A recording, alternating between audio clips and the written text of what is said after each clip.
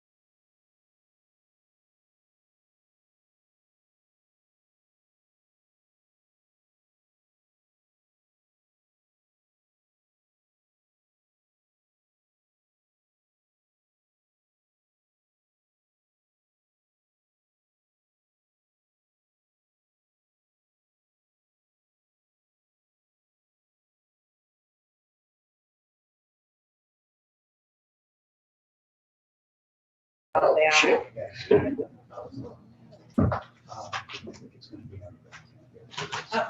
Okay.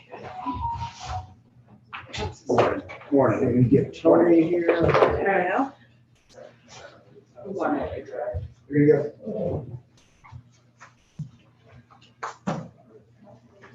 What's going on? How was your Christmas? Good, that was a lot easier than that out. Yeah.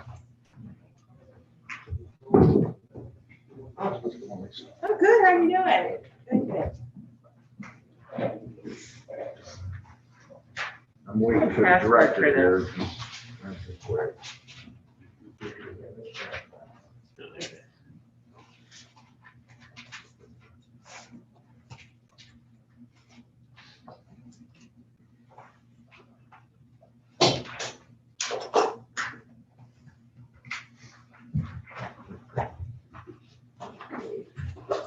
Good morning, everyone. Thank you for being here. We'll start with a pledge of allegiance. I pledge allegiance to the flag of the United States of America and to the republic for which it stands, one nation under God, indivisible, with liberty and justice for all.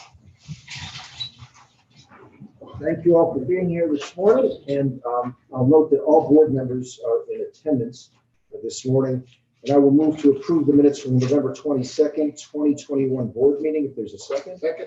Thank you. Mr. Wondolowski, any question or comment concerning those minutes? Hearing none, all those in favor signify by saying aye. Aye. Motion passes unanimously. And I will move to acknowledge the Secretary of State's Advisory 2021-06 Congressional Redistricting and State Legislative Redistricting. There's a second? Second. Thank you. I do have a question, and I don't know who would address it, but obviously there's oral arguments today in the Supreme Court, maybe all sorts of things happening. weeks and months from now. If, for example, the Supreme Court were to say, hey, you go back and redo this, and it takes, what impact does that have on our agency? And are we prepared to respond to it if we have a little time to respond? So when it comes to redistricting, obviously, the more time we have, the better to go ahead and draw the lines and do that. Today is opening arguments regarding the state lines, the congressional ones, that doesn't happen, I think, until December 20th. So as far as the state ones are concerned, if it doesn't work, then I think they have to go back and they have 30 days to try to do that, get those squared away. And it's just kind of like a wait and see, and then it'll be all hands on deck when it comes in, and we will have to go through. John and I will draw the lines, bipartisan teams will proof them, make sure it's all okay, and then we'll move forward with that. There's not really a whole lot we can do. We've been working for a while to get the maps prepared, the lines clean, so everything is clean now. So it's just reacting to when it happens. But we will eventually, we being our county board has to do our districts, our Senate districts and House districts. We have to do the map drawings. Exactly. Right. Yes. To decide what side of the street someone might be on in a district. Right. So what we should get is a legal description, and that legal description can either be, it can be by precincts, it can be by street addresses, depending on how you do it, and we just draw out according to that legal description. And it's important because registered voters need to know what district they're going to vote in. Not so important for the candidates as long as they're getting their signatures in the proper district. I will say there's a caveat to that. For the congressional, the United States, for the federal congressional, the Senate did change the filing deadline for that. That filing deadline, I believe, is March 4th. And they've also defined that any, because we are losing a federal district, that any petitions filed prior to, I believe, February 19th are not valid. So those candidates can't turn them in until that window. And actually, yes. So anything that we would receive before February 19th is invalid. That is for the U.S. representatives. So that period is the 19th to the 4th. They haven't moved, the state has not moved the primary election, but they did move that deadline for the U.S. representatives. Everything as far as now stays the same for the state Senate and state representative, and that deadline is February 2nd. Okay, all right, so we're in a position as a board, our staff, to react quickly if we have to. Yes, I could see potentially that, depending on what happens, if the Ohio Supreme Court throws out the state maps and they say, okay, you got 30 days to come back and fix those, potentially you could see an adjustment on the filing deadline for those candidates, because they have to, they need to know what they are too, as far as where they reside, where they collect, and all those types of things. Any other questions? So I thought I read something about there's a concern about having more split precincts. Do we have any issue there, or we just won't know? We won't know until it's all said and done. Okay, any other questions? Thank you. Hearing none, all those in favor of the motion signify by saying aye. Aye. Motion passes unanimously. Ms. Betty Edwards, if you address the board on the determination of validity of provisional ballots for the November 23rd, 2021 Maple Heights Council District 6 recall election. Good morning. Betty Edwards, Manager, Registration Department. You should have before you one sheet of the provisional validation summary report for the November 23rd, 2021 Maple Heights Ward 6 recall election. A total of 6 provisional ballots were issued during the 2021 Maple Heights Ward 6 recall election. Of the 6 provisional ballots received, all 6 were confirmed to be valid provisional ballots. Staff verified the provisionals in accordance with Chapter 6, Provisional Voting, of the Secretary of State's Election Official Manual and Directives 2019-04, 2020-08, and 2020-09. We found 6 provisionals that met the requirements for opening. The Registration Department is therefore recommending that the 6 provisional ballots from the November 23rd, 2021 Maple Heights Ward 6 recall election be approved for opening. Terrific. I will move to authorize to count provisional ballots from the November 23rd, 2021 Maple Heights Council District 6 recall election. There's a second. Second. Any questions for Ms. Edwards? Okay, hearing none. All those in favor signify by saying aye. Aye. Motion passes unanimously. And just procedurally now, Ms. Edwards in her shop, you'll open the ballots, working with Mr. Cleary's shop. Then you're going to take the ballots, once they're over to your shop, and then bring them back. And we'll do item 5, the certification of results, correct? That's right. Okay, terrific. All right, thank you. Okay, Then take your time. Do you, I'm still here for the next one. okay. Oh, we do. Okay, the next matter, the next matter is the challenge of the right to vote filed by Mr. David Sewell against Bonnie Shore that involves our registration department, and Ms. Edwards, the manager, is here. Please. Okay, I would like to acknowledge Mr. David Sullick. Mr. Sullick is present, Ms. Shore is not. You have a copy of the summary statement. A challenge was filed for the right to vote and correction of the registration list. That's the Secretary of State's Form 257, was received from Mr. Sullick. Mr. Sullick stated that Ms. Bonnie Shore has not lived at 2156 West 29th Street since 1994. And each time she votes from his address, she is committing a felony. Staff research. As a result of the challenge from Mr. Sullick, an investigation was conducted by the registration department into the voter registration record of Ms. Bonnie Shore. The following information is provided. 1, Ms. Shore originally registered to vote in Cuyahoga County on April 9th, 1984. The residential address listed for Ms. Shore at that time was 1354 West Boulevard, Apartment 8, Cleveland, Ohio, 44102. In September of 1999, Ms. Shore changed her residential address to 2156 West 29th Street, Cleveland, Ohio, 44102. Staff can view the transaction in the transaction log in the voter registration system, but there is not a copy of the original registration card attached. The Cuyahoga County property summary report shows that Mr. Sullick purchased the house at 2156 West 29th Street in May of 1994. Mr. Sullick contends that Ms. Shore has not lived at the West 29th Street address since his purchasing of the property. Ms. Shore has voted from this address, always at the polls, and she recently voted November 2nd, 2020. Prior to 2021, Ms. Shore has been a regular poll voter, as I stated. On October 10th of 2021, the Deputy Director, Anthony Gallagher, instructed staff that Ms. Shore's voter registration be flagged as must vote provisional. So at this time, we could possibly get a valid address for her. However, she did not vote in the November 2nd, 2021 election. Additional information. In a staff conversation with Mr. Sullick, he stated that Ms. Shore is dealing with some health issues and may be confined to a nursing home. Mr. Sullick has not been clear with staff as to his current or previous relationship with Ms. Shore, nor has he provided any indication as to where he obtains the alleged information. Staff tried to identify an address other than the West 29th Street address and contact information for Ms. Shore in an effort to gather facts and provide her with a notice of this hearing.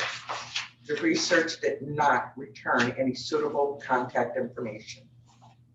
Lastly, according to the Ohio Bureau of Motor Vehicles, Ms. Shore's Ohio driver's license has expired and there has been no renewal. Thank you, Ms. Edwards. Just a couple of questions before we have you come up, Mr. Sullick. I'm counting about 16 times she may have voted since 1990, since 2004. 1, 2, 3, 4, 5, 6, 7, 8, 9, 10, 11, 12. And I'm guessing her age is about 67 because her registration card says was born at 54. So simple math. And staff have been unable to locate her. I understand you've worked with the prosecutor's office too and used some of their research materials under LexisNexis and couldn't locate her, correct? Correct. She did not get notice of the hearing then, is that correct? No, she did not. Because we have no address to. Right, we actually mailed it to her registration address, which is the West 29th. Mr. Skullick is holding up the notice, so. All right, Mr. Skullick, why don't you come up here, sir? It's your, and be heard, okay, sir?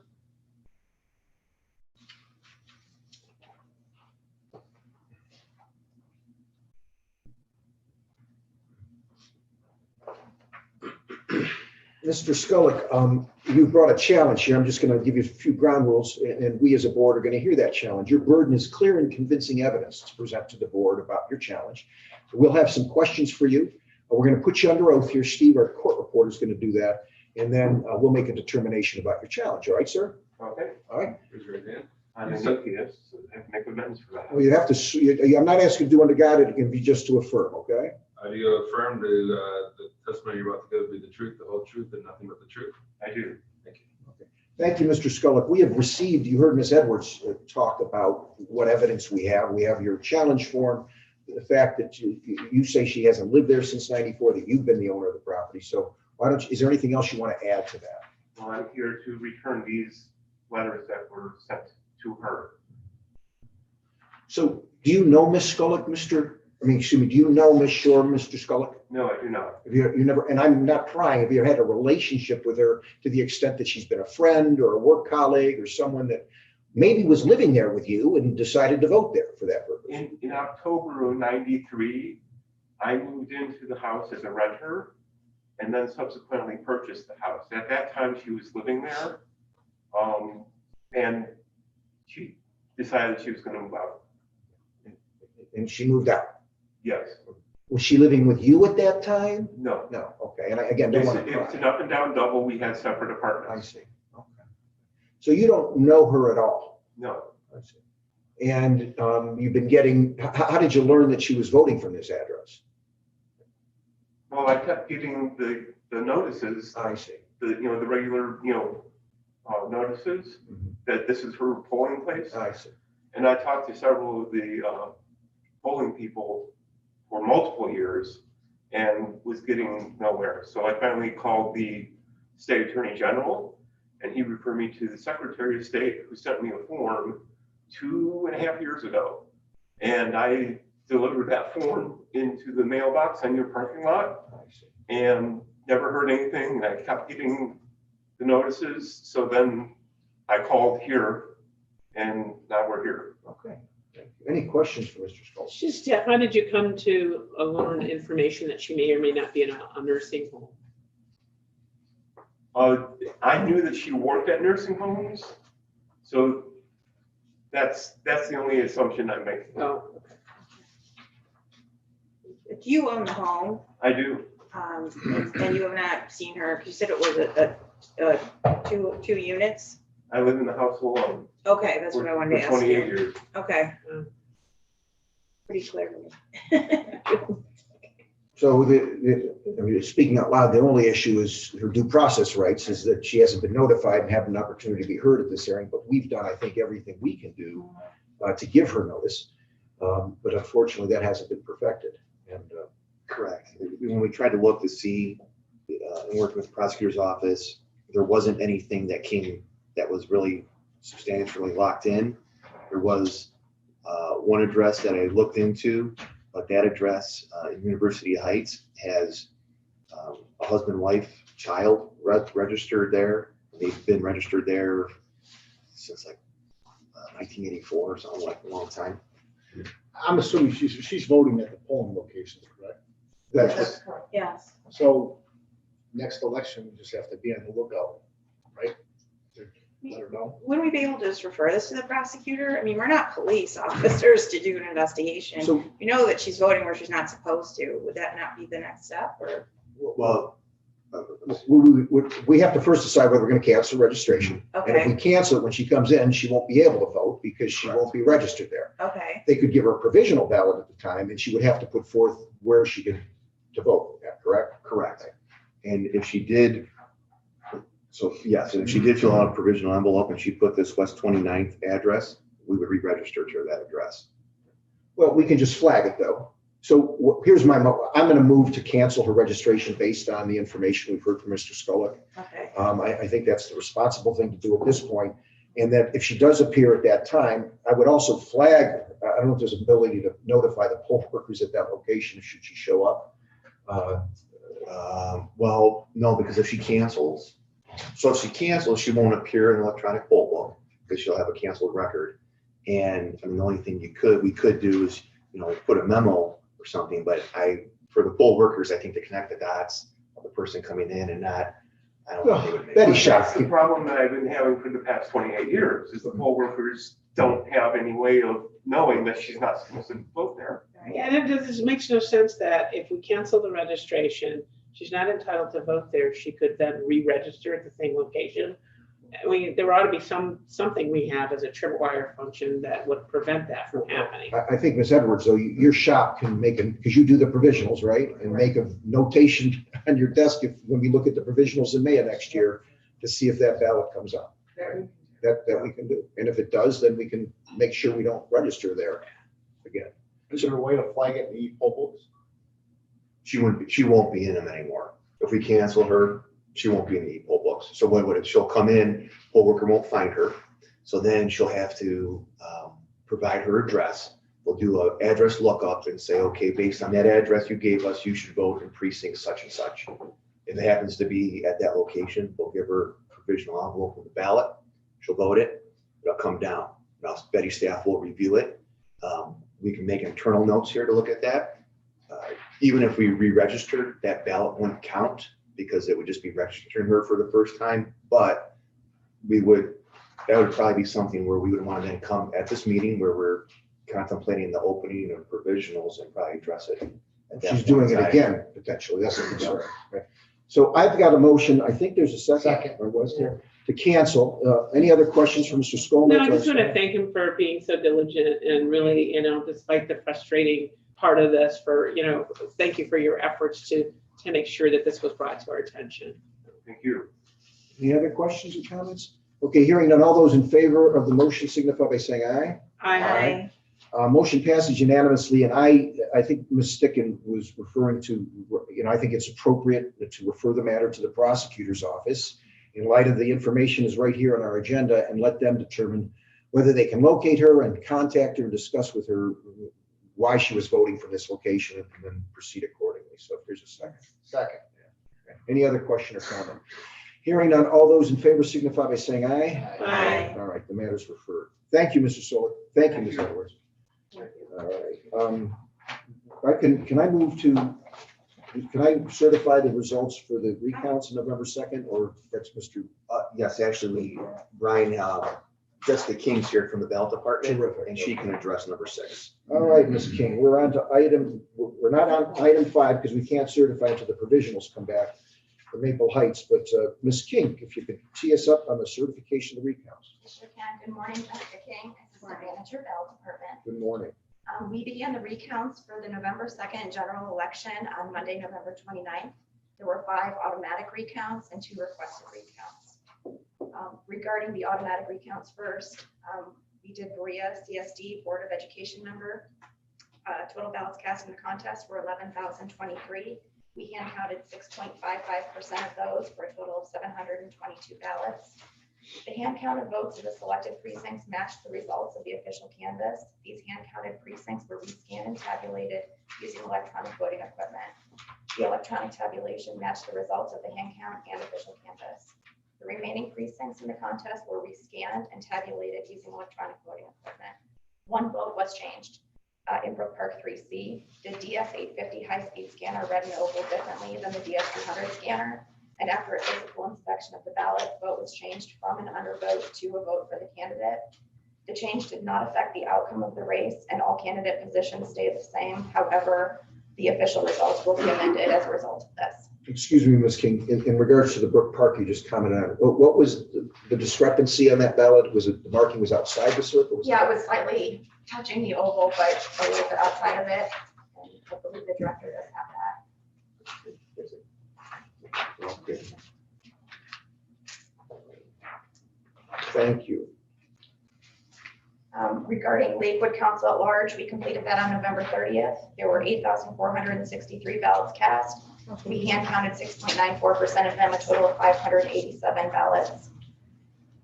All the results for the remaining were the same. The hand counted votes in the selected precincts matched the results of the official canvass. These hand counted precincts were rescanned and tabulated using electronic voting equipment. The electronic tabulation matched the results of the hand count and official canvass. And the remaining precincts in the contest were rescanned and tabulated using electronic voting equipment. The electronic tabulation matched the official canvass. This circumstance was the same for Maple Heights CSD Board of Education member completed December 2nd. 2,634 ballots were cast. 11.66% were hand counted, a total of 370 ballots. Mayfield Heights Council at Large completed December 3rd, 2,758 ballots cast. We hand counted 7.51%, a total of 207 ballots. University Heights completed December 1. 313 ballots were hand counted, 9.36% of the 3,345 total ballots cast. And those were our automatic recounts. We did have 2 requested recounts that we completed Monday, December 6th. Euclid Ward 2 member of council, 714 ballots were cast. We hand counted 36.83%, a total of 263 of the ballots. Maple Heights District 5 member of council, 310 ballots were cast. We hand counted 59.03%, a total of 183 of the ballots. And again, the hand counted votes selected in the selected precincts matched the results of the official canvass. So Maple Heights was just 2 votes separating, but it wasn't 1/2 of 1%. Correct. Is that correct? And who requested the recount, Ms. Merritt? Director, do you know? Oh, it's not important, but Yeah. I'm anticipating she would. I think so, but I can get back to you on No, that. that's okay. All right. I Thank- think go there's a ahead. question. So on the requested recounts, they had to pay for those? Correct. Yeah. What was the cost? I'm just curious what the cost was. $65. Oh, okay. 65. $65 Per precinct. per precinct. It's, Okay. and it's set by statute. Yeah. Okay. Thank you. Okay, thank you. I will move to certify the recounts from the November 2nd, 2021 general election for the following contest: Berea Consolidated School District Board of Education member, Lakewood Council at Large, University Heights Council at Large, Maple Heights Consolidated District Board of Education member, Mayfield Heights Council at Large, and the requested recounts of Euclid Ward 2 member of council and Maple Heights District 5 member of council. Please a second. Second. Thank you. Any other questions for Ms. King? Hearing none, all those in favor signify by saying aye. Aye. Thank you, Ms. King. Appreciate it. I will move to acknowledge resignations and appointment to elected office. Find out. All right, I will move to, and those resignations are Judge Dick Ambrose from the Court of Common Pleas, effective January, and also Ann D'Amico from Highland Heights City Council, and the appointments of elected office to Cornelius O'Sullivan to the 8th District Court of Appeals, Mark Major to the Court of Common Pleas, Wanda Jones to the Court of Common Pleas, Kenneth Callahan to the Court of Common Pleas, and Sergio DiGeronimo to the Garfield Heights Municipal Court. If there's a second. Thank you. Any question or comment? I think the resignation of Ann D'Amico is effective, I think, December 31st, just to be clear. That's correct. Thank you. That is correct. She changed positions within the city. Any other question or comment? And also it would be member Ward 4 council, not council at large. She won an at-large seat and she's resigning her ward seat. Thank you. We'll Just to be clear. thank you for those corrections, and we'll make sure the minutes reflect that. Sure. Any other question or comment? Okay, hearing none, all those in favor signify by saying aye. Aye. All right, Steve. We have a update for early in-person voting, the precinct election official performance report. Good morning. Morning. Steve Bell, Supervisor, CPS Department. Morning, Steve. Why don't you sum up that report for us that we had in our agenda, sir? Yes. So 2 years ago, HB 41 was passed, and we've been working on that. Since then, this is a different way to vote than we were doing before. Voter doesn't need to complete an ID envelope. They just get a ballot, they scan it, they're done. It seems to be, it's working well. It's cutting down on overvotes. It's detected at the scanner. The voter can come back and get a new ballot. It seems to be very popular. It seems like our numbers that we project are always getting exceeded in the actual numbers. This year has been pretty busy, as you all know. We've had 3 elections in a row, but the positive thing about that is 80% of our staff, the temporary staff, was retained all the way through August through November. So, less training, more practice, fewer mistakes, that kind of thing. And basically all operations of the process, VIP process, function normally, as the report you have indicates, with the exception of an issue explained in section 2, which was resolved, and a practice put in place to prevent it from happening again. And with that, I'm prepared to answer any questions you may have about the report. Thank you, Steve. I have a comment on part 4. What does 49 takeaway ballots mean? What do 20 takeaway? What was takeaway ballot? A voter can come in and fill out an application and actually take the ballot with them. And we'll give them an ID envelope and a mailing envelope so they can mail it back if they want, or they can drop it in the box. I see. But that also includes our curbside voters. There's folks that come in and request the curbside ballot. We go through that process, and then it's their responsibility to get the ballot into the ballot box outside. Curbside voters, I mean, it's a very small percentage historically, Yes. correct? Yeah. November was quite a little bit of an uptick, but yeah, and these are voters who physically cannot come into the building. And usually with another person who comes in and tells us, I see. can you bring out a ballot? And to some extent, it slows the operation because you have to send a Democrat or Republican out there to find out what ballot they need, correct? Right. Generally, and then come back, get the ballot, and then wait for them to vote the ballot. Right, and it's, on demand kind of, so, yeah, it works. We have a good practice in place. Well, I voted in person a couple times, and it is a very seamless experience. Your staff has been wonderful, and and that's all I've heard from people that have voted down there. It's a nice operation. I just want to add on to the takeaway to make sure everyone understands that the person comes in and the assumption, because they're coming in, is that they're going to vote early in person. But when they say that they don't want to, we have to convert them to an absentee voter. So it's not like they can come back the next day with their ballot and say, hey, I want to put it through the scanner. Right. Once we convert them, they lose that opportunity because you have to have the checks and balances. And so now they're logged as a vote by mail, and whether they put it in the box outside or mail it or whatever it is, now we're able to ensure one person, one vote, keep that in place. I just have a question. In terms of the 5 instances that were discovered where the PEO gave the voter the wrong precinct-related ballot, have we flagged that? It's just, you've indicated that's just a training issue. I mean, that's only 5 instances, but have we flagged that for poll worker retraining or Yes. somehow, how are we going to address that? We're just keep emphasizing that they have to be checking that because the practice in place is when the ballot's issued, there's a ticket that has the precinct on it, and the voter is supposed to tell the operator is supposed to tell the voter what precinct they're going to get. They go get the ballot, mark it off in the book, bring it back, and then they show the precinct on that ticket matching the ballot. And what's happened is, the wrong ballot has been pulled, but it's discovered right there. And we're able to swap it out and get the right one in. But somehow these went through. Thank you. Thank you. And I also note too that your review, it does provide a performance evaluation for all your staff down there too, and that you found that they all should be rehired based on their competencies. Absolutely. I will acknowledge receipt of the early in-person voting PO performance report and congratulate you and your shop in that performance. Thank you, Steve. Was a second? Second. Thank you. Any other question or comment? Hearing none, all those in favor signify by saying aye. Aye. On to fiscal services.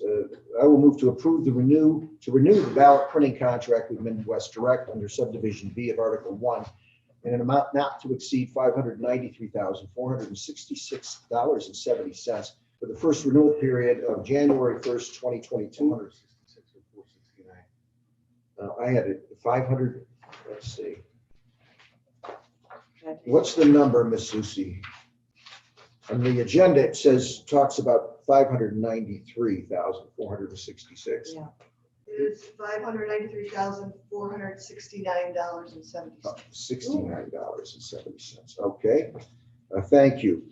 For the first renewal period, January 1st, 2022 to August 1st, 2022. Thank you to Mr. Wendolowski for pointing that out.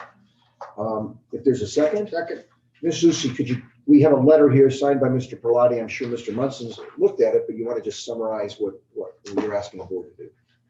Yeah, per the contract, this is, it's split up into 3 different periods, the initial term, first renewal term, and the second renewal term. And that's due to the bond requirements that are twice the amount of the estimated amount. And this is after the initial term, this first renewal period is from January 1st, 2022 and through August 1st, 2022. And this is the dollar amount that coincides with that. And Midwest has already provided the bond updated bond requirements. And the reason that we have these 3 windows is because, like Kendra said, the bond is double the amount because of the size of our contracts here in Cuyahoga County. If you go with the whole window, historically, we've only had 1 person who can meet that bond requirement, so it wasn't competition. So this is something that we've been doing to try to increase competition for this ballot printing, and it worked the first time we did it by doing it this way. And then as far as the renewal is, it's solely at the discretion of the Board of Elections. So they performed well during the first cycle. We didn't have any kind of issue with them. Our working relationship has been getting stronger and stronger, and so that's why we're comfortable in doing this. And as long as they continue to perform like they have, you'll see something similar again towards end of summer that will take us through the fall elections next year. So 2 years ago, Midwest Direct's been with us. We've used it quite often. But 2 years ago, there was that issue because many counties were using it. The secretary had an investigation or looked into that. We're going to have another big election cycle coming up next year. Is that something you've checked with the Secretary of State's office to find out, what other counties are using them? So, or at least, we've talked with Midwest Direct, and they have cut a lot of customers, and so They have what? they have not. When they reduce their customer volume as far as the ballot is part of their business is because they did learn a lesson through that process. They don't want to be in that spot again. So what we have to do, though, as far as the Secretary of State's office is concerned, as part of the election official manual, we need to, and we've done this here before, we have to come to the board and say we want to approve to outsource the printing of our absentee ballots. We need to do that at least 70 days out to an election. Board hopefully approves that, and then what we have to do within 60 days is submit to the Secretary of State's office information that this was approved, and then we have to provide a set of dates and deadlines that's required of the Secretary of State. So, and that is outlining that to ensure that what happened in 2020 doesn't happen again. And then the Secretary of State's office comes back and says, okay, you're good to go. So we will provide them with the contract language, and the dates and deadlines kind of are that the Board of Election must provide an absentee file by a certain date, and then it has another date, and then the vendor is agreeing that the files submitted by those dates will be mailed out on date certain. So it's these agreement back and forth that gives us, in addition to what we negotiate with them, some additional contractual obligations that the state requires. So what happened in 2020 was the absentees weren't getting out as quickly as they should have gotten out. And if you could, and I know you will, have your staff look into that, you know, and get assurances from them about how many counties are they handling. Yeah. And if you could let us know that you've checked with the Secretary of State, they're okay with us dealing with them and the number of other counties that they're dealing with, just some assurances for the board. Yeah, they were, and when they were in for the big renewal, I mean, they assured us not only that they would be able to manage that, but also that they would not, as a company, show any Partisanship. partisanship. So That's correct. I'm satisfied with it. So we haven't had those issues with them. We haven't, and we've actually embedded that language into the contract as far as conducting yourself in a nonpartisan manner. Great, if you could just make sure those things are looked into when you come back. I'm sure it'll be okay, but we've done our due diligence. Aren't there assurances also built into the contract? I mean, we have remedies associated with non-performance, and I mean, we haven't had that issue. Mark, as I recall, I mean, I haven't looked at it in a while, but there are those assurances written in terms of performance into the contract. Correct, yes. And also ultimately the bond is in place. If we need to find substitute performance, that will pay the difference. Yeah, although, you know, it's one thing to have a bond, but then actually having to call the bond and actually getting somebody to substitute performance, it's very difficult. So, you know, we're not really relying on the bond. We are, because we expect them to pay for it, but it's, as a practical matter, I mean, my experience, it's difficult to substitute a performance of when there's been a default, but we have assurance in the contract that they will perform it. Just another lever. Yeah, thank you. Thank you. Any other questions for Ms. Zusi or Mr. Mussing or the director? All right, hearing none. All those in favor of the motion signify by saying aye. Aye. Motion passes unanimously. Thank you. And we also have a voucher here. I will move to approve the vouchers as set forth in our agenda. One is to Enterprise Cars for the van rentals, and also Midwest Direct for the printing of election day ballots. Second. Thank you. Any other question or comment? Hearing none, all those in favor signify by saying aye. Aye. Thank you, Ms. Susi. Why don't we move on to, and I see Mr. Eddy's here, number 12, acknowledgement of the Cuyahoga County Council Districts, boundary adjustments pursuant to the Cuyahoga County Charter, section 3.04. So as John comes up, the county charter, based on the census, requires for the council puts together a committee of 5. They look at the council boundaries, they look at population, and then they go ahead and they make their recommendations as to what modifications should be to the council boundaries. That committee that they put together is a bipartisan committee per their charter that they have to review. And then when they're all said and done, they send over the documents, and like anything that comes with boundary lines, we get it, we hand it over to that guy. So. Thank you, Mr. Eddy. Is there, I'm going to move to acknowledge the Cuyahoga County Council District boundary adjustments pursuant to the Cuyahoga County Charter, section 3.04. Here's a second. Second. Right, Mr. Eddy, so what's involved with that in your shop now that you've got this information? We import the lines. I draw them on a geographic information system, and then we bring together 2 bipartisan teams that then proof the lines against the legal description to verify my work. And once they come to an agreement,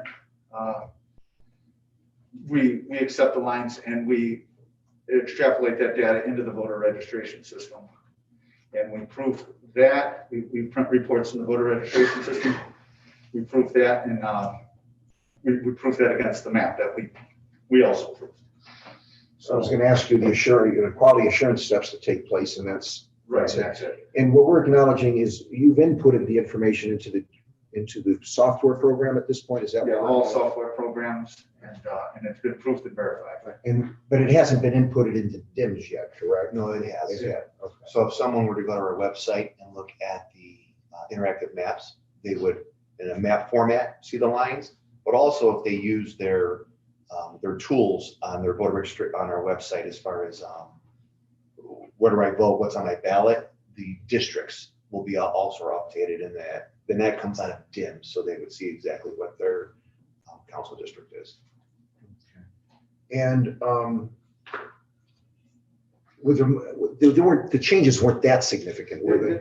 They're very minor, and attending those meetings was helpful because we were able to kind of guide them on some areas of the city that had no voters in it. We were able to say, just nudge this here, it would have no consequence, and it would free us from some splits that we would have to manage. And you actually were working with, when you say meetings, there was a bipartisan group Yes. together that discussed this. Citizens. Yeah. Citizens, and headed up by our former member. Yeah, absolutely. I think that helped facilitate, our concerns. Terrific. Any other questions for Mr. Eddy? Okay, hearing none, all those in favor signify by saying aye. Aye. It's a busy time of year for you, right? Oh, okay, that's exciting. Thanks. State House. Good luck. Thank you. Appreciate it.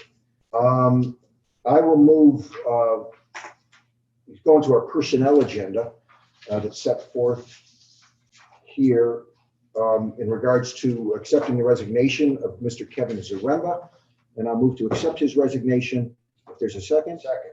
All in favor signify by saying aye. Aye. I'll move to approve a 2% COLA, cost of living adjustment for all our staff here, effective December 19th, 2021, which reflected in their first 2022 pay date in January 7th, 2022. It applies to all permanent employees in the board payroll as of December 19th, 2021. This adjustment was included as part of our 2022-2023 biannual budget, ours meeting boards. There's a second? Second. Thank you. Is there any question or comment? Okay, hearing none, all in favor signify by saying aye. Aye. Passes unanimously. Terrific. And I am going to move or make a statement and make a motion here, but on November 23rd, the day of Maple Heights Ward 6 special recall election, it was determined a former Board of Elections employee violated the agency's ballot remake policy by failing to remake 15 ballots in a bipartisan manner. Staff uncovered this violation of the board's remake policy while conducting their quality assurance processes.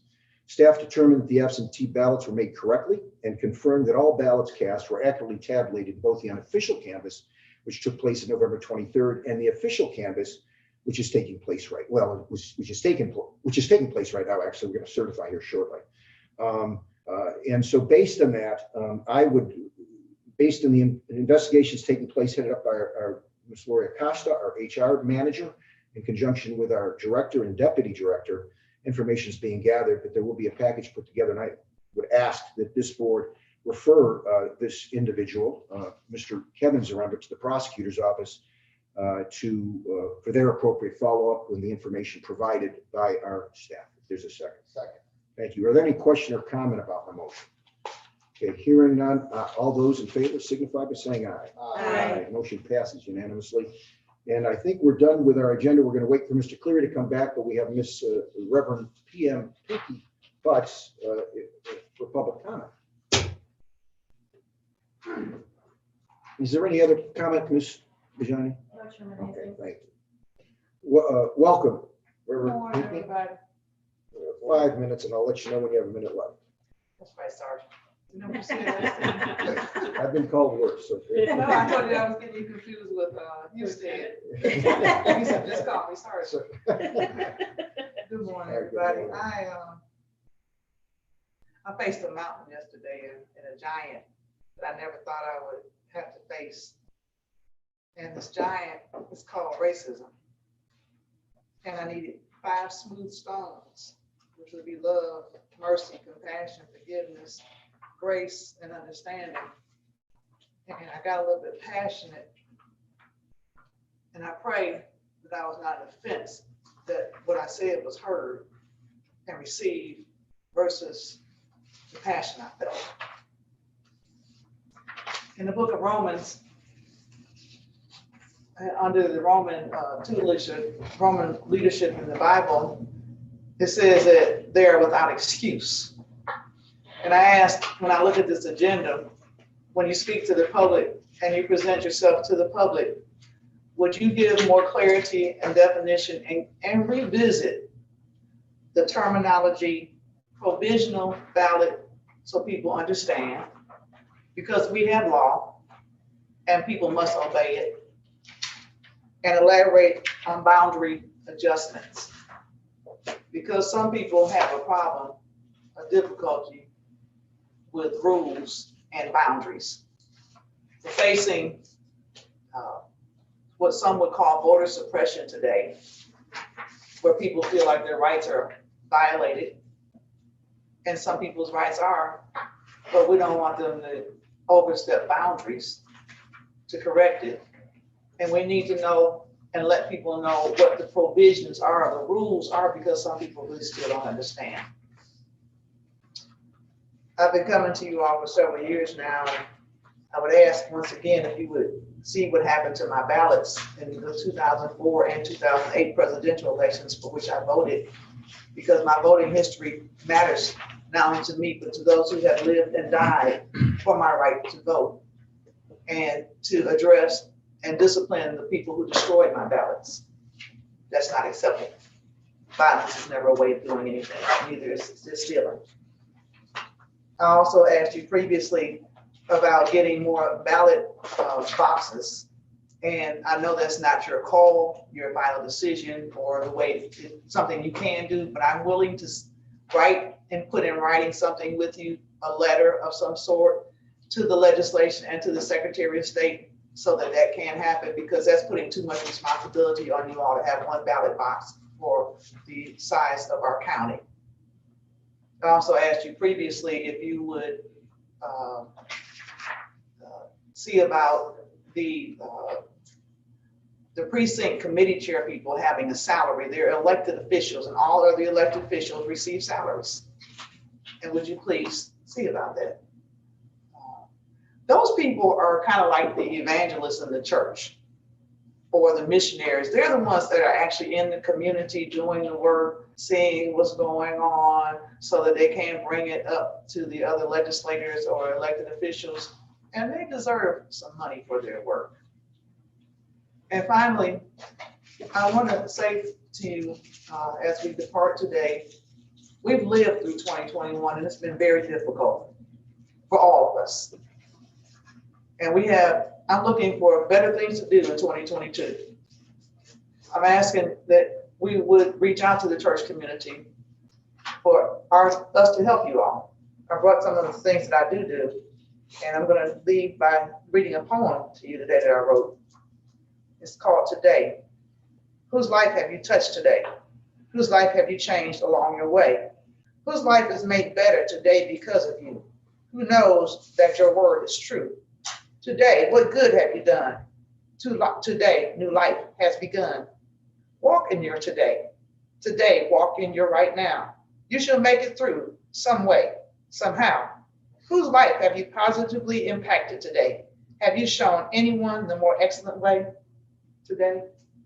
I thank you for these opportunities that you've given me. And I know I hurt some people yesterday, and it was never an intention, but I thank you for the opportunity to present, and I'm working on improving my presentation. It's not been the best, but when you come out of a cave, there is no excuse. Thank you. Thank you, Reverend Pinkney. Appreciate your comments. Right on time. No other public comment. We are waiting for the certifications to come back. So before I take a recess, though, I'm going to take a motion to go into executive session for purposes of discussing compensation and discipline. If there's a second. Second. Thank you. I'll take a roll call vote. Ms. Sticken? Yes. Mr. Wondolowski? Yes. Ms. Ina, Joe Davis Chappelle? Yes. And Hastings is yes too. When we come out, we'll come out of executive session, and at that point, we'll wait for the certifications to be presented to us. Thank you.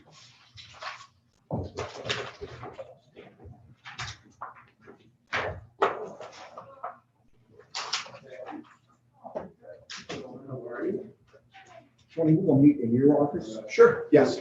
At this point, just for the board members, okay? Mark, you're welcome. You don't have to come there. Okay.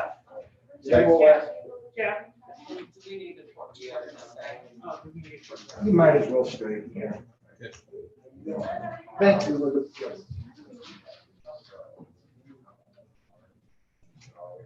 Okay.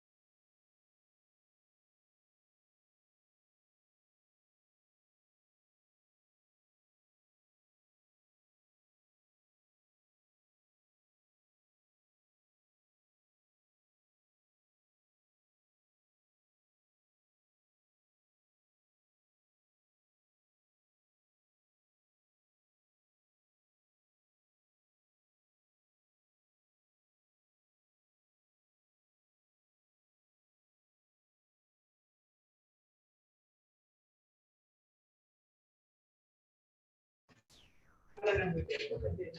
Maybe they were.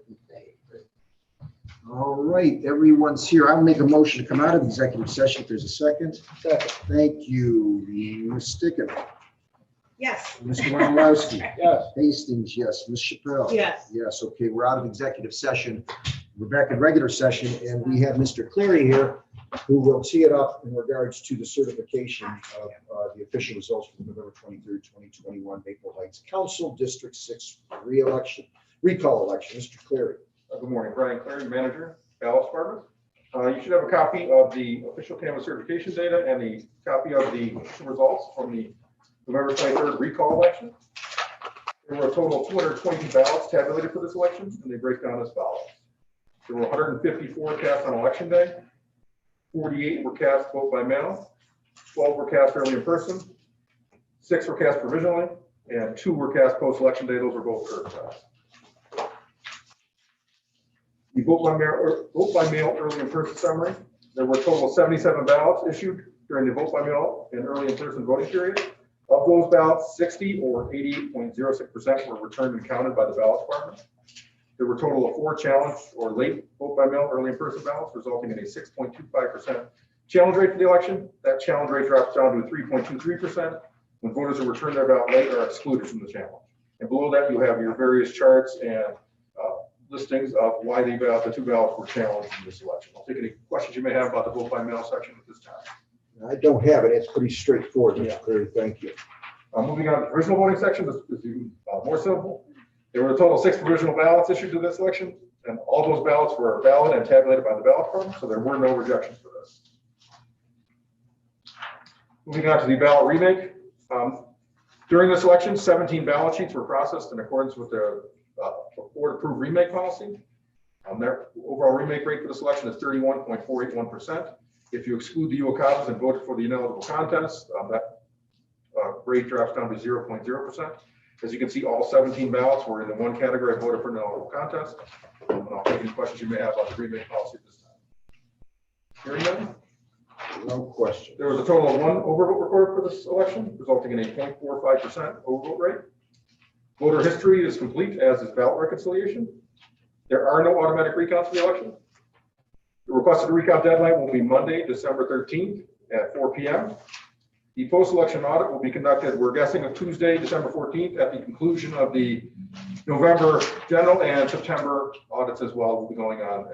So we're putting the December 14th at 9 a.m. as a tentative time, and hopefully we'll be around there. We'll be doing this at the conclusion of the September and November elections.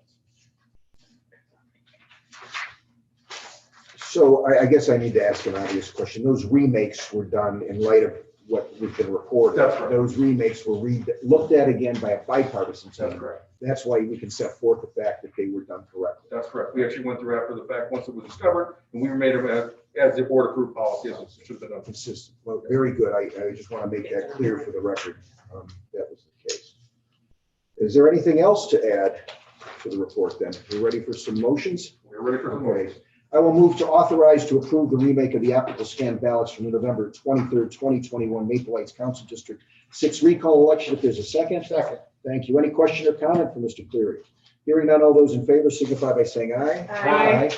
I'll move to authorize to approve the absentee ballots from the November 23rd, 2021 Maple Heights Council District 6 recall election. If there's a second. Second. Thank you. Any question or comment? Hearing none, all those in favor signify by saying aye. Aye. I'll move to authorize to approve the provisional ballots from the November 23rd, 2021 Maple Heights Council District 6 recall election. If there's a second. Second. Thank you. Any other question or comment? Hearing none, all those in favor signify by saying aye. Aye. Motion passes unanimously. And I'll move to acknowledge the pre and post test results of the vote tabulation system for the November 23rd, 2021 Maple Heights Council District 6 recall election. I believe that book has been circulated among all board members. If there's a second.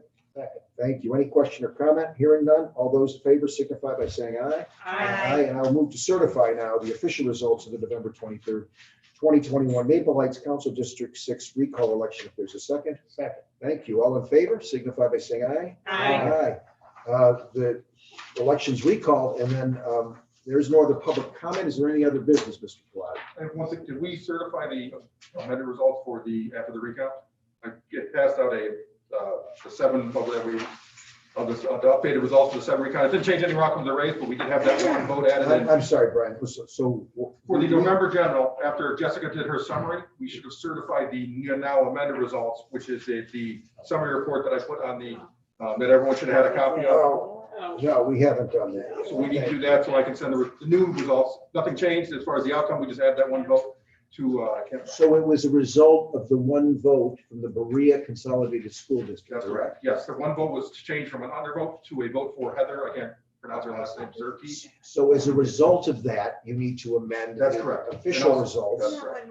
and that's what you're asking. us That's what to I'm do. asking to do, and then I will send those new updated results down to the Secretary of State, and we'll put them on our website as I well. see, okay.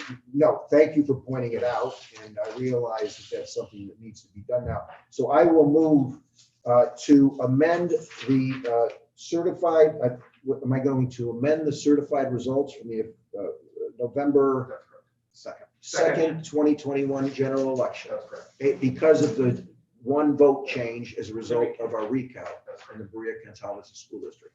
There's a second. Second. Thank you. Any other question or comment?